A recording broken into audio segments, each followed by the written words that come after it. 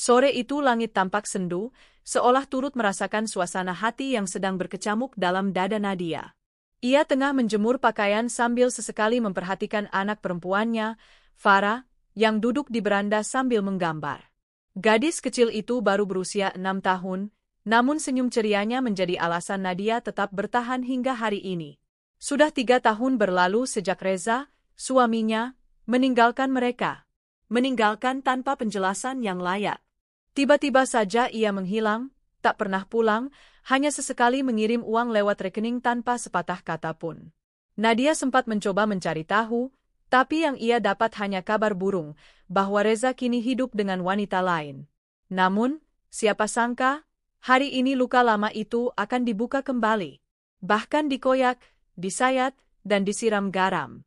Dering bel rumah yang nyaring membuat Nadia terkejut. Ia buru-buru mengelap tangannya dan membuka pagar. Di sana, berdiri sosok yang dulu sangat ia kenal, Reza. Pria yang pernah ia cintai, pria yang memberinya anak. Tapi kini, Reza tidak sendiri. Di sebelahnya berdiri seorang wanita yang membuat tubuh Nadia gemetar. Wanita itu tersenyum sinis. Tak salah lagi, Maya. Dulu, dia adalah babysitter Farah. Bekerja di rumah mereka selama lebih dari setahun. Diam-diam, ternyata dia mencuri lebih dari waktu. Ia mencuri suami Nadia. Assalamualaikum. Reza membuka suara. Nadia hanya membalas datar. Waalaikumsalam. Ada apa? Tanpa merasa bersalah, Reza mengulurkan sebuah map coklat. Ini surat cerai. Aku datang untuk menyerahkannya langsung. Aku rasa ini sudah saatnya kita menyelesaikan semuanya secara legal. Nadia menatap map itu. Tangannya gemetar, tapi ia berusaha tegar. Setelah 3 tahun tak pulang, kau pikir aku masih peduli surat itu? Maya menyela sambil merangkul lengan Reza. Ayolah, Mbak Nadia, jangan terlalu dramatis. Lagi pula Reza sekarang sudah bahagia bersamaku. Kami hanya ingin semuanya sah, supaya tak ada yang menggantung. Senyuman Maya menyayat hati Nadia. Ia ingin sekali menampar wajah itu, tapi Farah berdiri di belakangnya, memeluk pinggang ibunya dengan mata polos. Nadia sadar, ia harus tetap kuat. Ia tak boleh jatuh di depan anaknya. Tidak lagi. Terima kasih atas suratnya, ucap Nadia akhirnya. Ia menerima map itu tanpa melihat isinya. Sekarang silakan pergi. Aku tidak ingin anakku melihat orang asing memamerkan kebahagiaannya di depan rumah ini. Reza hendak berbicara lagi, tapi Maya menariknya sambil tersenyum mengejek. Sudahlah, Mas. Kita nggak punya waktu buat drama. Lagian, orang sepertiku memang ditakdirkan untuk hidup enak, kan? Mereka berjalan menjauh, tertawa kecil seolah mengolok-olok Nadia. Langkah mereka seperti duri yang menusuk setiap inci harga diri Nadia. Begitu mereka pergi, Nadia memeluk Farah erat-erat. Air mata jatuh tak bisa ditahan lagi. Bu, itu ayah, ya? Tanya Farah pelan. Nadia mengangguk sambil mengusap kepala putrinya. Yah, sayang. Tapi, ayahmu sudah memilih jalan lain. Kenapa ayah nggak pilih kita? Pertanyaan itu menghancurkan Nadia lebih dari apapun. Karena dia tak tahu, kalau kamulah harta paling berharga, bisik Nadia, sambil mengecup kepala Farah. Mulai sekarang, kita hanya punya satu sama lain. Tapi ibu janji, ibu akan buat kalian menyesal karena pernah menyanyiakan kami. Hari itu menjadi titik balik dalam hidup Nadia. Ia tahu, air mata tak akan membuat Reza kembali. Dan ia tidak butuh pria yang meninggalkan keluarga demi wanita murahan. Tapi yang lebih menyakitkan adalah penghinaan diam-diam Maya, yang dengan percaya diri menunjukkan siapa yang menang. Tapi permainan ini belum berakhir. Dan Nadia memutuskan untuk tidak menjadi korban selamanya. Malam harinya, Nadia duduk di ruang tamu yang sunyi. Surat cerai masih tergeletak di meja. Ia menatapnya lama, sebelum akhirnya membukanya. Isinya jelas, Reza ingin mengakhiri pernikahan mereka secara sah, tanpa harta gono gini, tanpa tanggung jawab. Ia bahkan menulis bahwa Farah adalah tanggung jawab Nadia sepenuhnya. Satu kalimat di akhir surat itu membuat hati Nadia kembali bergetar. Semoga kita bisa bahagia dengan pilihan masing-masing. Bahagia? Kau pikir meninggalkan anakmu untuk wanita yang dulu bekerja untuk kita itu pilihan bahagia? Nadia menggertakkan gigi. Tapi kemudian, ia menghela napas panjang. Ia berdiri, masuk ke kamar, menatap cermin. Di balik wajah letih dan mata sembab itu, masih ada wanita kuat. Masih ada wanita yang bisa berdiri. Ibu akan bangkit, Farah, gumamnya. Ibu akan tunjukkan pada dunia bahwa kita tak butuh siapapun untuk jadi luar biasa. Keesokan paginya, Nadia membuka lemari dan melihat kain-kain sisa yang ia simpan. Ia pernah belajar menjahit dari ibunya dulu. Setelah menikah dengan Reza, kemampuan itu nyaris tak terpakai karena ia fokus mengurus rumah dan anak. Tapi sekarang, keterampilan itu akan menjadi senjata utamanya. Ia mulai menjahit kembali. 1 baju, 2 baju. Ia memotret hasil karyanya dan mengunggah ke media sosial dengan akun baru. Ia tak punya banyak pengikut, tapi ia tak peduli. Yang penting, ia mulai. Hari demi hari, Nadia mulai menerima pesanan kecil-kecilan. Kadang dari tetangga, kadang dari kenalan lama. Ia tak malu mengetik penawaran di grup WhatsApp, tak gengsi mengantar sendiri hasil jahitannya ke rumah pelanggan. Ia bahkan menjual beberapa baju ke pasar untuk uang tambahan. Saat anak-anak lain pergi ke mall, Farah menemani ibunya ke toko kain bekas, memilih bahan-bahan murah tapi berkualitas. Mereka tertawa bersama, menangis bersama, dan membangun dunia kecil yang hanya mereka mengerti. Meski terkadang tubuh Nadia lelah, matanya mengantuk, atau tangannya lecet oleh jarum, ia tidak pernah mengeluh. Karena setiap tetes keringatnya adalah doa, doa agar kelak, mereka bisa berjalan tegak dan tersenyum, saat dunia melihat mereka tak lagi dihina, tapi dikagumi. Di akhir bulan ketiga, salah satu unggahan Nadia viral setelah seorang selebgram lokal membeli bajunya dan memuji kualitasnya. Pesanan mulai berdatangan lebih banyak. Nadia bingung sendiri menangani semuanya. Tapi dalam hatinya, ada bara yang menyala terang. Aku akan buat mereka berdua menyesal pernah menyakitiku. Akan kubangun kerajaan kecilku, dari jarum, benang, dan luka. Luka lama itu memang kembali terbuka hari itu, ketika Reza dan Maya berdiri di depan rumah dengan senyum menyebalkan mereka. Tapi Nadia bersumpah, itu akan menjadi luka terakhir yang pernah mereka goreskan di hidupnya. Hidup memang tak pernah memberi jeda pada luka. Setelah kedatangan Reza dan Maya dengan senyum kemenangan mereka, Nadia sempat jatuh dalam lubang gelap. Malam-malamnya diwarnai dengan tangis diam-diam di bawah selimut, dan siangnya dihabiskan dengan berpura-pura tegar di hadapan Farah. Namun, satu hal yang Nadia pelajari dari rasa sakit, ia tidak bisa membiarkan luka menguasai hidupnya. Farah terlalu berharga untuk dikorbankan. Anak itu butuh figur ibu yang kuat, bukan wanita yang menangis dalam bayang masa lalu. Maka Nadia memutuskan satu hal, ia dan Farah harus bertahan. Apapun caranya. Tiap pagi Nadia bangun lebih awal dari sebelumnya. Bahkan sebelum matahari menyingsing, ia sudah duduk di depan mesin jahit peninggalan ibunya. Tangannya mulai lihai memotong pola, menjahit garis lurus, membuat lipatan, dan merapikan jahitan. Meski tak punya modal besar, Nadia punya sesuatu yang lebih kuat, ketekunan dan tekad baja. Awalnya, ia hanya menjahit gamis sederhana dan daster untuk tetangga-tetangga sekitar. Ia menjualnya dengan harga murah, cukup untuk sekadar makan dan membeli kebutuhan Farah. Kadang, mereka harus berbagi satu lauk untuk 2 kali makan, atau menahan lapar dengan air putih. Namun Nadia tak pernah mengeluh di hadapan anaknya. Farah, meskipun masih kecil, tampak memahami perjuangan ibunya. Gadis kecil itu sering duduk di lantai sambil menggambar dan menunggu ibunya selesai bekerja. Kadang, ia membuat sketsa baju-baju dengan krayon warna-warni dan menyodorkannya kepada Nadia. Ibu, coba bikin baju kayak gini. Pasti cantik. Nadia tersenyum dan mencium kening putrinya. Farah nanti bisa jadi desainer beneran, ya. Kita buka butik bareng. Beneran, Bu? Mata Farah membulat penuh harap. Beneran. Tapi sekarang, bantu ibu dulu ya. Ibu harus selesaikan jahitan ini. Sip? Farah berseru sambil memberi hormat, membuat Nadia tertawa. Hari demi hari berganti, dan perlahan bisnis kecil-kecilan Nadia mulai menunjukkan hasil. Ia membuat akun Instagram sederhana dengan nama Farah_Tration. diambil dari nama putrinya, dan mulai mengunggah foto-foto hasil karyanya. Ia tak paham cara algoritma media sosial, tak punya tim marketing atau kamera profesional. Tapi ia jujur dalam setiap karyanya. Desainnya sederhana namun elegan, warnanya teduh, dan sentuhannya khas. Beberapa ibu muda mulai tertarik memesan.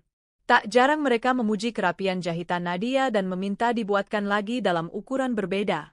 Ulasan-ulasan positif itu membawa pelanggan baru, dan Nadia mulai kewalahan sendiri. Suatu hari, ia menerima pesan dari seorang pelanggan baru bernama Bu Laras. "Saya suka desain ibu.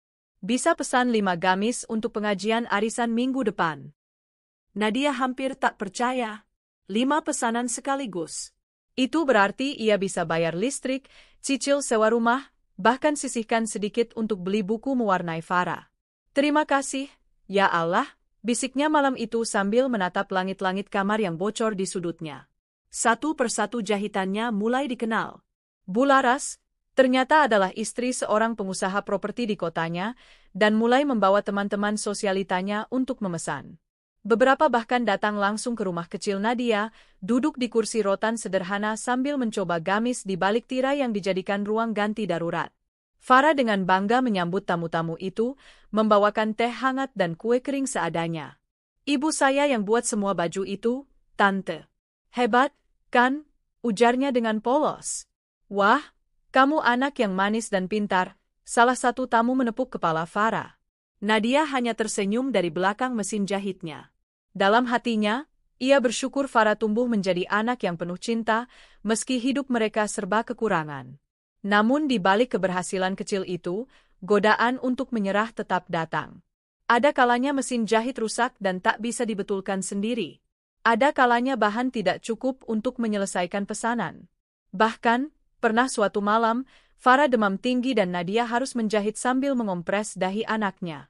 Air matanya menetes di atas kain satin saat ia menjahit gamis terakhir untuk Bu Laras. "Tuhan, jangan biarkan aku gagal," doanya lirih.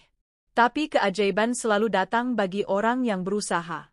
Setelah pengiriman ke Bu Laras selesai dan semua gamis dipuji habis-habisan di arisan, aku Nadia langsung dibanjiri pesan. Pesanan mulai berdatangan dari berbagai kota, bahkan dari luar pulau. Beberapa menyebut nama Nadia sebagai penjahit langit, karena modal bajunya terasa nyaman dan elegan. Nadia tahu, ini bukan sekadar tentang menjahit. Ini tentang menjahit kembali harga dirinya yang dulu direnggut oleh pengkhianatan dan rasa ditinggalkan. Suatu hari, saat sedang menyetrika kain, Farah bertanya, "Bu, nanti kalau kita sudah punya banyak uang, kita bisa punya rumah besar." Nadia menatap anaknya yang duduk bersila di lantai sambil menggambar. "Kamu pengen rumah seperti apa, sayang?" "Yang ada taman kecil buat nanam bunga, dan ada kamar buat ibu sendiri. Biar ibu nggak tidur di ruang tamu lagi." Nadia menahan napas.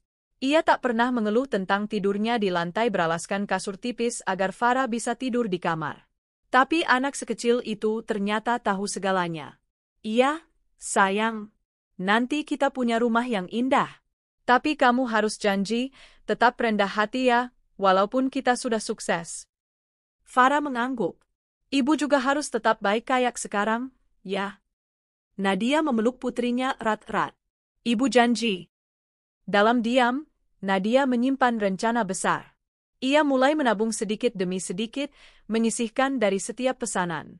Ia bermimpi bisa menyewa tempat kecil untuk butik, memperkerjakan 1-2 penjahit tambahan, dan mulai membuka kursus jahit bagi ibu-ibu lain yang senasib.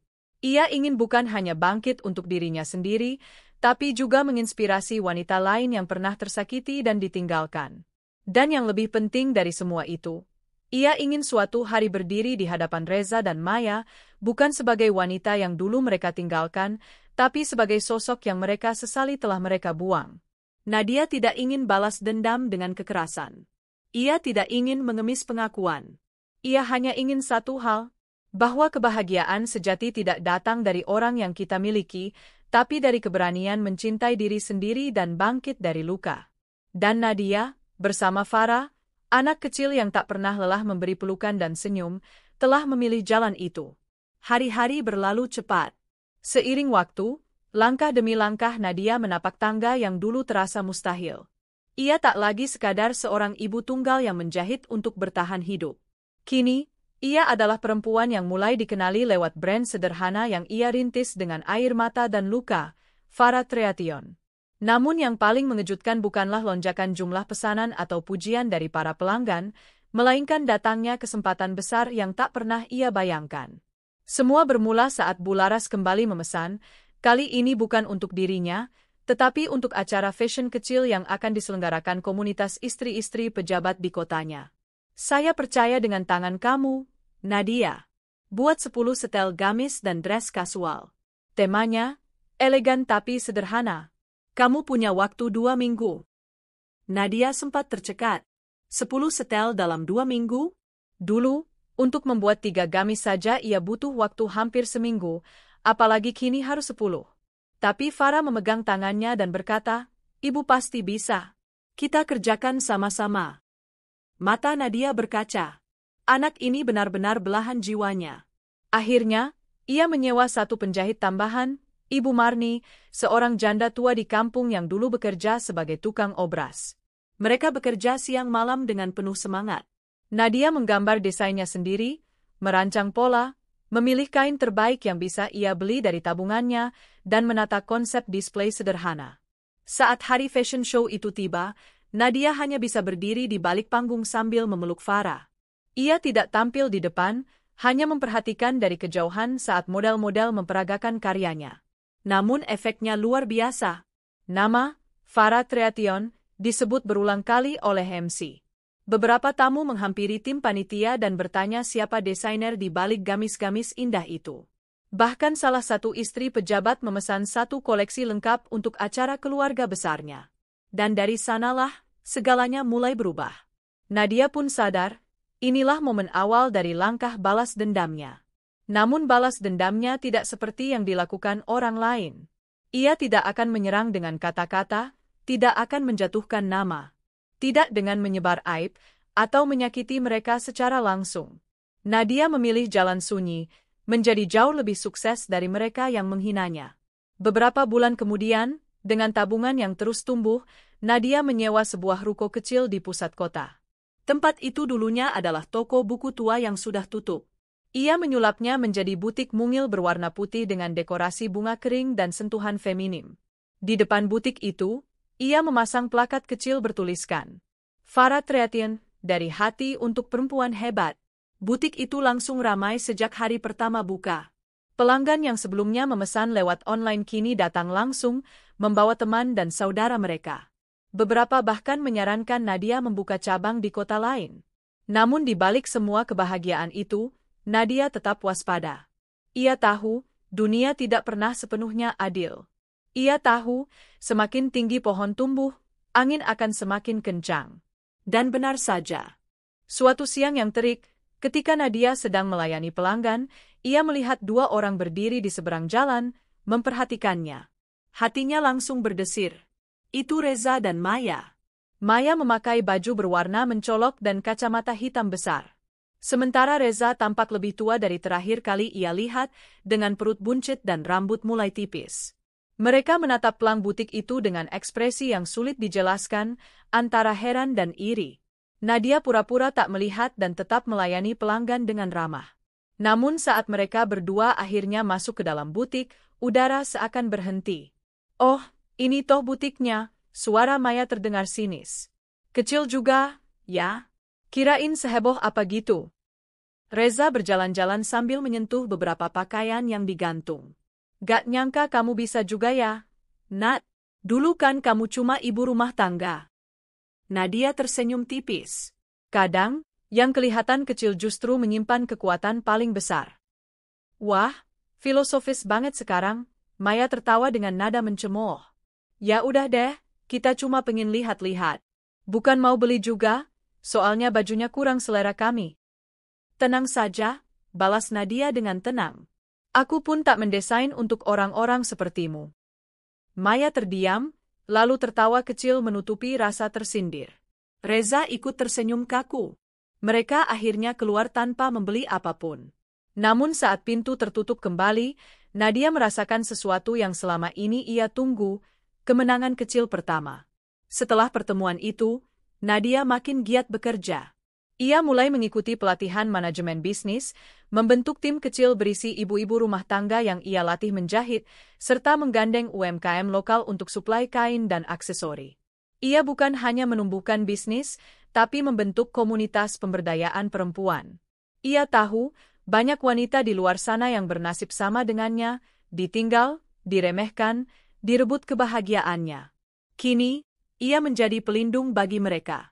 Sementara itu, kabar yang beredar dari teman-teman lama menyebutkan bahwa Reza sedang terlibat masalah finansial. Usaha kecilnya bangkrut karena salah investasi. Maya mulai sering membuat status penuh keluhan di media sosial, menyindir orang-orang yang sombong karena punya uang dari menjual baju kampung. Nadia hanya tersenyum membaca semua itu. Ia tahu mereka mulai terguncang. Satu malam, setelah menidurkan Farah, Nadia duduk di meja kerjanya dan membuka album lama. Foto pernikahannya dengan Reza. Foto Maya saat masih menjadi babysitter, berdiri manis di dapur rumah mereka. Senyum di foto-foto itu kini terasa palsu dan menjijikkan. Tapi Nadia tak lagi menangis melihatnya. Ia hanya menutup album itu pelan, lalu menaruhnya di dalam laci terdalam, menguncinya. Ia tahu, masa lalu tidak bisa dihapus, tapi masa depan bisa dibentuk. Dan sekarang, masa depan Nadia mulai bersinar. Ia tidak perlu membalas dengan racun atau dendam terang-terangan. Ia hanya perlu terus naik, dan membiarkan mereka melihat betapa tinggi ia bisa terbang. 2 tahun sejak butik kecilnya dibuka, kehidupan Nadia berubah total. Butiknya, Farah Treation, kini bukan hanya terkenal di dalam kota, tapi juga mulai merambah ke beberapa kota besar lain. Ia sudah membuka cabang kedua di Jakarta dan sedang mempersiapkan cabang ketiga di Bandung. Tak lagi menjahit sendiri, Nadia kini memiliki tim produksi, tim pemasaran, bahkan seorang manajer operasional. Ia juga kerap diundang ke acara-acara fashion dan seminar kewirausahaan sebagai pembicara. Banyak media lokal dan nasional mengulas kisah hidupnya, dari ibu rumah tangga yang dikhianati, menjadi pengusaha wanita inspiratif. Namun di balik semua gemerlap itu, Nadia tetap sederhana. Ia masih tinggal bersama Farah, kini di sebuah rumah bergaya minimalis yang nyaman dan hangat. Farah, yang kini berusia 9 tahun, tumbuh menjadi gadis cerdas dan kreatif, sering membantu ibunya memilih warna kain dan membuat sketsa desain. Suatu pagi yang cerah, Nadia mendapat undangan istimewa. Sebuah brand fashion nasional akan mengadakan fashion gala sekaligus kolaborasi dengan desainer lokal. Mereka meminta Farah Treation menjadi salah satu yang tampil di panggung utama. Ini adalah momen kamu naik kelas, ujar manajer Nadia dengan semangat. Semua pebisnis besar akan hadir. Termasuk investor, artis, bahkan pengusaha dari luar negeri. Nadia tersenyum, walau jantungnya berdebar. Ia tahu ini bukan sekadar ajang fashion. Ini adalah panggung balas dendamnya, bukan untuk menyakiti, tapi untuk menunjukkan bahwa dirinya lebih dari sekadar wanita yang pernah ditinggalkan. Panggung acara itu mewah. Karpet merah dibentang dari pintu masuk hingga hall utama hotel berbintang 5. Tamu-tamu datang dengan penampilan glamor, disambut kilatan kamera dan minuman berkelas. Di antara hiruk-pikuk itu, Nadia melangkah anggun dengan gaun panjang berwarna pastel, hasil rancangannya sendiri. Rambutnya disanggul rapi, make-upnya tipis tapi elegan. Ia membawa Farah di sebelahnya, mengenakan gaun mini serasi, terlihat seperti putri kecil yang ceria. Tiba-tiba, langkahnya terhenti. Di depan pintu utama, seseorang memanggil. Nadia? Suara itu sangat dikenalnya. Saat ia menoleh, ia melihat Reza dan Maya berdiri beberapa langkah darinya. Reza mengenakan jas abu-abu yang mulai kusam. Sementara Maya berdandan menor, namun riasannya tidak bisa menyembunyikan gurat kecemasan di wajahnya. Mereka tampak canggung, bahkan sedikit kaget melihat sosok Nadia yang kini begitu berbeda. Wah, kamu cantik sekali malam ini, ujar Reza, matanya menelusuri penampilan Nadia dari ujung kepala sampai ujung kaki. Maya memaksa tersenyum, meskipun sorot matanya penuh iri. Kita nggak nyangka kamu juga diundang. Siapa yang undang kamu? Aku bukan tamu, jawab Nadia tenang, aku salah satu desainer utama malam ini. Reza terbatuk kecil, tampak terkejut. Serius? Farah, yang berdiri di samping ibunya, tiba-tiba menyela, ibu sering tampil di TV, loh. Dia sekarang punya butik besar. Maya menegang. Matanya melirik sekitar. Wah, selamat ya. Tapi jangan sombong dulu. Sekarang usaha baju banyak saingannya. Nadia hanya menatap keduanya dengan senyum dingin. Ia tahu, kata-kata itu hanya upaya kecil Maya untuk melindungi egonya. Saya nggak pernah merasa bersaing dengan siapapun, ucap Nadia sambil menggandeng tangan Farah. Karena saya tahu keberhasilan saya bukan untuk menyombongkan diri. Tapi untuk membuktikan, saya bisa bangkit tanpa harus merebut milik orang lain. Ucapan itu seperti tamparan halus. Maya menunduk. Reza diam membisu. Nadia melangkah pergi meninggalkan mereka. Saat itu, dia tahu, inilah momen kemenangannya yang sesungguhnya. Malam itu, lampu sorot menyinari runway. Model-model anggun berjalan mengenakan busana dari Farah Treation, menyihir penonton dengan desain khas yang lembut namun kuat. Ketika nama, Nadia Alfira, dipanggil sebagai desainer utama, seluruh penonton berdiri memberi tepuk tangan meriah. Nadia berjalan ke tengah panggung sambil menggandeng Farah. Di layar besar di belakang mereka, ditampilkan video singkat tentang perjalanan hidup Nadia. Cuplikan rumah sederhana, mesin jahit tua, hingga potongan berita tentang butik miliknya, semua tersusun apik. Banyak penonton menangis haru. Ada yang berdiri dan bersorak. Dan dari sudut ruangan, Nadia melihat Reza dan Maya menyaksikan dengan wajah kosong. Mereka tahu, wanita yang dulu mereka tinggalkan, kini berdiri di tempat yang tak akan bisa mereka capai. Beberapa hari setelah acara itu, kehidupan Nadia makin sibuk. Pesanan melonjak, brandnya diulas oleh influencer dan selebgram ternama, dan media berlomba-lomba meminta wawancara. Namun di tengah kesibukan itu, datang satu berita mengejutkan dari teman lamanya yang bekerja di bank. Nat, kamu tahu nggak? Reza dan Maya kena blacklist. Bisnis mereka pailit, utangnya menumpuk. Mobil mereka disita, rumah juga katanya mau dilelang. Nadia diam beberapa saat. Tak ada rasa senang di hatinya. Tak juga iba. Yang ada hanya rasa puas. Bukan karena mereka menderita, tapi karena semesta membuktikan apa yang ditanam pasti akan dituai. Suatu sore, saat Nadia sedang berada di butik, seorang staf mengatakan ada tamu yang menunggu di luar.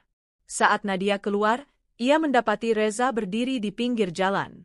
Bajunya lusuh, wajahnya letih, tubuhnya lebih kurus dari terakhir kali mereka bertemu. Ada perlu apa? Tanya Nadia dingin. Reza menunduk. Aku cuma mau minta maaf. Aku salah. Maya meninggalkanku. Dia bawa semua sisa uang dan pergi. Aku nggak punya siapa-siapa lagi. Nadia memandangnya tajam. Tapi dulu, kamu yang memilih meninggalkan aku. Kamu yang menyerahkan Farah seolah dia beban. Sekarang kamu minta maaf setelah hidupmu hancur. Aku nggak minta dikasihani, Nat. Aku cuma butuh bantuan. Sekali ini aja. Nadia mengambil dompetnya. Ia mengeluarkan selembar uang 50.000 dan memberikannya pada Reza. Ini cukup untuk makan hari ini. Tapi jangan pernah datang lagi, katanya tajam. Karena aku tidak akan mengulurkan tangan pada orang yang dulu dengan tega merobek hidupku. Reza menerima uang itu dengan tangan gemetar. Terima kasih. Nadia berbalik dan masuk ke dalam butik. Ia tak menoleh lagi. Farah sedang membantu staf butik menata baju di etalase. Saat melihat ibunya, gadis kecil itu tersenyum. Ibu, nanti malam kita makan sushi ya, buat merayakan. Nadia mencubit pipi Farah lembut. Iya, sayang. Kita rayakan semua yang sudah kita capai. Bukan karena kita menang dari siapa-siapa, tapi karena kita tetap bertahan, walau dunia pernah menghancurkan kita. Kesuksesan tak hanya membawa kebahagiaan bagi Nadia, tapi juga menimbulkan rasa iri dari orang-orang yang dulu menginjak-injak harga dirinya. Di antara mereka, dua orang yang paling geram dengan pencapaiannya adalah Reza dan Maya, mantan suami dan mantan babysitternya, yang kini hidup jauh dari kata layak. Setelah insiden reuni tak terduga di pameran fashion, Reza dan Maya makin sering membicarakan Nadia. Maya tidak bisa menerima kenyataan bahwa perempuan yang pernah ia anggap majikan lemah, itu kini tampil elegan, dikagumi, dan disegani. Gila, dia bukan cuma sukses. Dia kelihatan bahagia, kaya, keren. Gerutu Maya saat membuka Instagram Nadia yang penuh dengan endorsement selebriti, kemitraan butik internasional, hingga video peluncuran butik barunya di Bali. Dan kita, lanjut Maya getir. Kita tinggal di kontrakan sempit, utang di mana-mana. Kau yang dulu janji mau bahagiakan aku. Mana buktinya, Reza? Reza menatap layar ponsel Maya yang memajang wajah Nadia, tersenyum bangga bersama anaknya di peluncuran butik barunya. Perasaan tak nyaman membuncah di dada pria itu. Ia tak bisa membantah kenyataan bahwa keputusannya meninggalkan Nadia adalah awal dari kemerosotannya. Aku punya rencana, ucap Reza dengan suara pelan tapi tajam. Kalau dia bisa naik setinggi itu, dia pasti juga punya titik lemah. Dan aku tahu betul siapa Nadia itu sebenarnya. Maya menatapnya curiga. Kau mau apa? Kita jatuhkan dia, kata Reza lirih namun mantap. Kita buat semua orang tahu dia bukan wanita sempurna seperti yang mereka pikir. Kita buka aibnya. Kita cari celahnya. Kita buat dia jatuh dari singgasananya. Beberapa minggu kemudian, Nadia merasa ada yang tidak beres di butiknya. Salah satu desainnya bocor ke publik bahkan sebelum launching resmi. Ia tahu hanya sedikit orang yang punya akses ke desain itu. Bu Nadia, saya rasa ada yang menyebarkan desain rahasia kita ke kompetitor, ujar Murni, manajer kepercayaannya. Nadia mengangguk. Saya juga curiga. Dan saya tahu siapa orangnya. Ia lalu memeriksa rekaman CCTV, dan benar saja, salah satu staf barunya, Ririn, tertangkap sedang memotret sketsa desain eksklusif. Nadia langsung memanggilnya ke ruangannya. Kenapa kau lakukan ini? Tanya Nadia dengan nada tenang, namun sorot matanya menusuk. Ririn pucat. Ia berusaha menyangkal, tapi Nadia menunjukkan bukti dari CCTV dan juga screenshot pesan Ririn kepada seseorang bernama M. Aku cuma butuh uang, Bu. Mereka janji akan bayar aku mahal kalau aku bisa dapatkan sketsa desain ibu. Aku minta maaf. Siapa mereka? Desak Nadia. Namanya Maya dan Reza. Mereka yang menyuruhku. Katanya mereka mau melindungi dunia fashion dari penipuan, isak Ririn. Nadia menarik napas panjang. Ia sudah menduga. Sejak pertemuan di pameran itu, Reza dan Maya pasti menyusun sesuatu. Kamu saya berhentikan hari ini juga. Dan saya akan pastikan kamu bertanggung jawab secara hukum.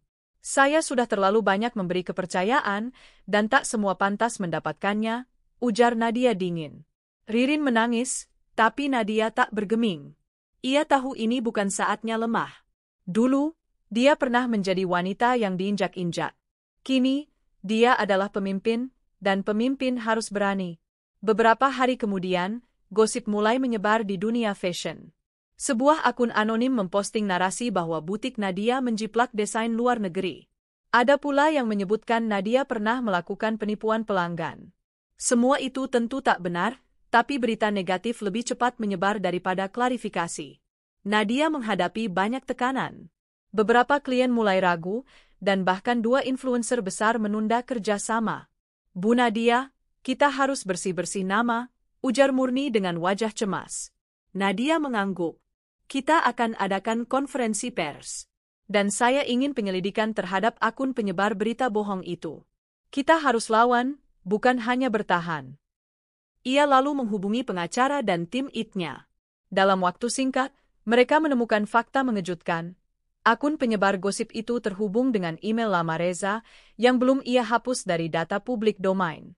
Bukti digital itu cukup kuat untuk membawanya ke pengadilan.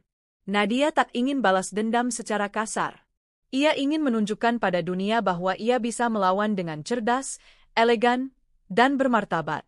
Di hari konferensi pers, Nadia tampil anggun dengan setelan berwarna putih tulang dan makeup natural.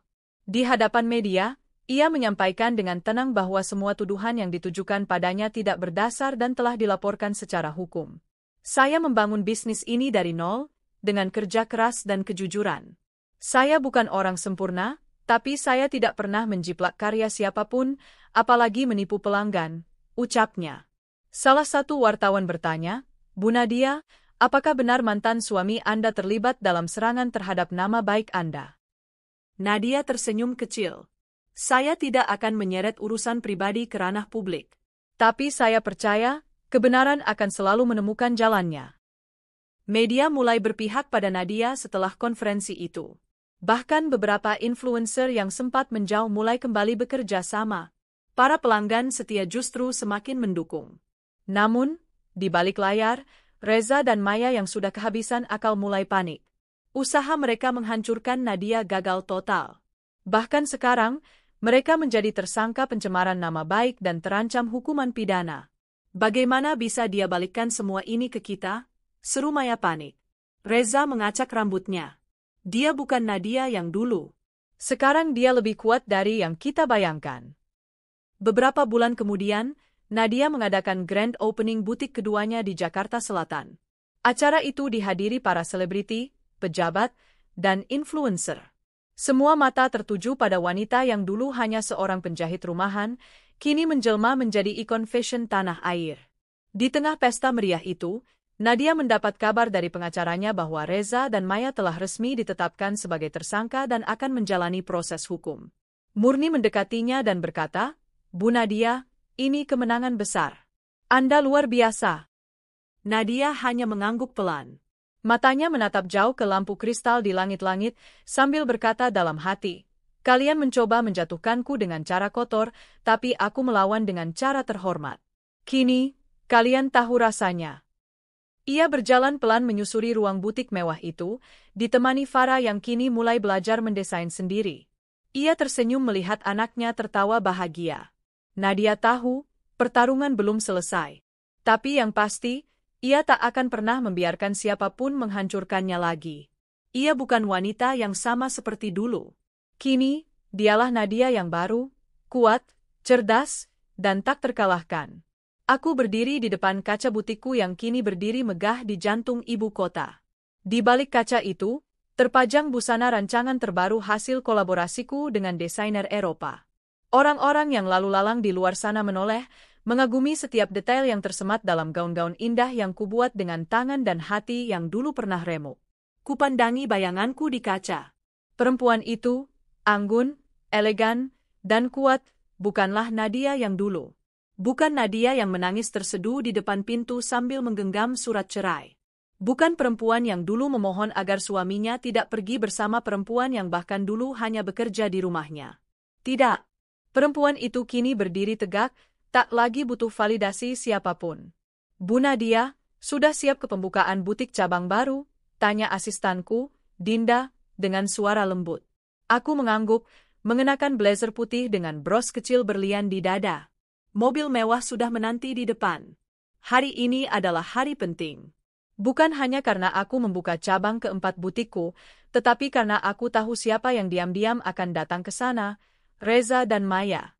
Acara pembukaan butik berlangsung meriah. Wartawan, selebritas, bahkan perwakilan dari kementerian hadir. Banyak yang memberi selamat, banyak pula yang menyodorkan proposal kerjasama. Saat aku sedang diwawancara media, mataku menangkap sosok dua orang yang berdiri di pojok, berusaha mencuri perhatian tapi malu-malu. Reza dengan jas murahan dan wajah letih. Maya dengan baju yang sudah kusut dan make-up berantakan. Mereka berusaha menyapa beberapa tamu, namun diabaikan. Aku membiarkan mereka berdiri di sana cukup lama sebelum akhirnya Dinda datang dan berbisik. Mereka memaksa masuk, Bu. Katanya ingin bertemu langsung. Apa perlu saya usir? Aku menggeleng. Tidak. Biar mereka lihat sendiri siapa aku sekarang. Dengan langkah anggun, aku mendekati mereka. Maya tampak gelisah, Reza mencoba memasang senyum ramah, senyum yang dulu begitu sering ia tunjukkan saat ingin menyembunyikan dosa. Hai, sapa Reza. Selamat ya. Aku lihat usaha kamu luar biasa sekarang. Aku hanya tersenyum tipis. Terima kasih. Kami sebenarnya ingin bicara. Kalau kamu punya waktu, sambung Maya sambil menunduk. Untuk apa? Tanyaku, menatap mereka lekat-lekat. Masalah bisnis. Kami butuh investor, Jawab Reza cepat, suaranya nyaris seperti pengemis yang kelaparan. Hatiku terasa dingin. Inikah karma? Atau hanya siklus hidup yang adil? Maaf, tapi aku tidak tertarik menjalin kerjasama dengan orang-orang yang pernah menusukku dari belakang, ucapku tegas. Wajah Maya memucat. Nadia, kumohon. Kami sudah tak punya siapa-siapa. Rumah dijual, utang menumpuk. Aku bahkan hamil lagi. Tapi kami nggak punya biaya. Aku menatap perutnya yang masih rata. Entah benar atau hanya sandiwara baru. Tapi kini aku tak mudah dibodohi. Dulu kalian membangun kebahagiaan di atas kehancuranku. Sekarang, kalian meminta aku menjadi penyelamat, tanyaku, menahan emosi. Reza menunduk, namun tangannya tetap menggenggam folder berisi proposal yang ditulis di atas kertas bekas. Cukup satu kali saja, Nadia. Tolong bantu kami. Anggap saja demi anak-anak kita dulu, ucapnya lirih. Aku tertawa kecil. Anak kita? Anak kita yang kau tinggalkan? Yang kau abaikan bertahun-tahun? Kau bahkan tak pernah meneleponnya ulang tahun. Air mataku nyaris jatuh, tapi kutahan. Di hadapan mereka, aku tidak boleh lemah. Aku sudah membantu kalian saat aku memutuskan untuk tidak membalas dendam secara kejam. Tapi kalau kalian butuh uang, ada ribuan lowongan kerja. Kalian bisa melamar. Kalau butuh makan, ada dapur umum. Tapi jangan pernah berharap 1 sen pun dariku. Reza dan Maya terdiam. Aku membalikkan badan, namun sebelum pergi, aku berkata, terima kasih, karena telah membuangku dulu. Kalau tidak, aku takkan pernah tahu bahwa aku bisa berdiri sejauh ini. Hari-hari berikutnya, namaku semakin dikenal. Media menulis kisah hidupku, dari mantan istri yang dikhianati, menjadi pengusaha butik sukses yang menginspirasi banyak perempuan. Tak lama setelah itu, aku mendirikan yayasan, Rumah Nadia, tempat pemberdayaan perempuan korban kekerasan dan pengkhianatan dalam rumah tangga. Banyak perempuan datang dengan luka yang sama sepertiku dulu, dan aku membantu mereka bangkit seperti aku dulu pernah berjuang. Suatu hari, saat acara amal di yayasan itu, seorang wanita muda datang tergopoh-gopoh. Ia membawa seorang bayi dalam pelukannya, matanya bengkak karena menangis. Bu Nadia, tolong saya. Saya dulu bekerja pada pasangan Reza dan Maya. Tapi mereka tinggalkan saya tanpa gaji. Hatiku terenyuh. Lagi-lagi 2 nama itu mencuat, dan kali ini bukan hanya menyakitiku, tapi juga orang lain. Aku tahu, mereka hidup semakin terpuruk, dan kini mulai menyakiti orang-orang di sekeliling mereka. Tapi aku tak bisa terus melihat ke belakang. Aku akan bantu, kataku kepada perempuan itu. Tapi kamu harus janji, suatu hari kamu juga akan bantu perempuan lain yang pernah merasa tak berdaya seperti kamu. Perempuan itu menangis dan mengangguk. Beberapa bulan kemudian, aku sedang dalam perjalanan menuju pabrik tekstil baruku di Bandung ketika supirku mengerem mendadak. Bu, maaf. Di pinggir jalan itu, sepertinya Pak Reza dan Bu Maya, ujarnya. Aku melirik keluar. Dan benar. Mereka duduk bersandar di dinding toko kosong, dengan pakaian lusuh dan kantong plastik hitam berisi entah apa. Wajah mereka kuyuh, seperti sudah berhari-hari tak makan. Kupandangi mereka dalam diam. Dulu, aku membayangkan akan tertawa puas melihat mereka seperti ini. Tapi saat ini, yang kurasakan hanyalah iba. Aku tak bahagia karena mereka menderita. Aku bahagia karena aku berhasil melalui semua itu. Teruskan, kataku lirih. Mobil kembali melaju, meninggalkan masa lalu yang tak perlu kuajak masuk kembali. Malam itu, aku duduk di balkon rumahku, ditemani Farah yang kini tumbuh menjadi gadis pintar dan cantik. Ia sedang membaca buku saat tiba-tiba menoleh dan bertanya, "Ibu, kenapa dulu ayah meninggalkan kita?" Aku terdiam sejenak. Dulu aku ingin membalas Reza karena telah menghancurkan keluargaku. Tapi kini, anakku jauh lebih berharga daripada dendam itu. Karena kadang, orang dewasa membuat keputusan yang salah, Nak. Tapi dari itu, kita belajar menjadi kuat. Farah tersenyum. Tapi ibu sekarang luar biasa. Aku bangga punya ibu. Aku memeluknya erat. Ibu juga bangga punya kamu. Dan di saat itu, aku tahu, aku telah menang. Bukan karena kekayaan, bukan karena Reza dan Maya jatuh miskin, Tapi karena aku berhasil membuktikan bahwa luka bisa sembuh, dan perempuan sekuat apapun bisa bangkit dari pengkhianatan yang paling menyakitkan. Luka lama itu pernah membuatku terpuruk. Tapi kini, aku berdiri di atasnya, menatap ke depan, dan berjalan dengan kepala tegak.